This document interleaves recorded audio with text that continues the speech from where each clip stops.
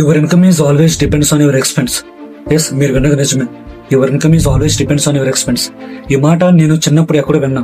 అప్పుడు నాకు అనిపించింది, ఎవడ్రా వీడు పిచ్చోళ్ళలో ఉన్నాడు, సంపాదించడం కోసం ఖర్చు పెట్టమంటున్నాడు ఏంటని. But I slowly understand that is true. చూడండి, మీరు జాబ్ చేసేవాడు పెట్టుబడి పెట్టడు, వాడు చేసిన పనికి వాడు ఎర్న్ చేసుకోగలుగుతాడు అంతే. అదే బిజినెస్ చేసేవాడు పెట్టుబడి పెడతాడు, రిస్క్ తీసుకుంటాడు, దానికి 10 రెట్లు సంపాదిస్తాడు.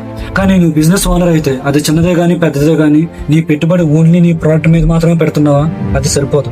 చూడండి, మీరు పెద్ద పెద్ద కంపెనీస్ తో వాళ్ళ పెట్టుబడి ఓన్లీ వాళ్ళ ప్రొడక్ట్స్ మీద మాత్రమే పెడతాయి అనుకుంటున్నారా? నువ్వు వాళ్ళ మొత్తం ఇన్వెస్ట్మెంట్ లో ఒక 30% కూడా ఉండదు వాళ్ళ ప్రోడక్ట్ మీద పెట్టేది. మిగతాదంతా marketing, staff and major one is on the system.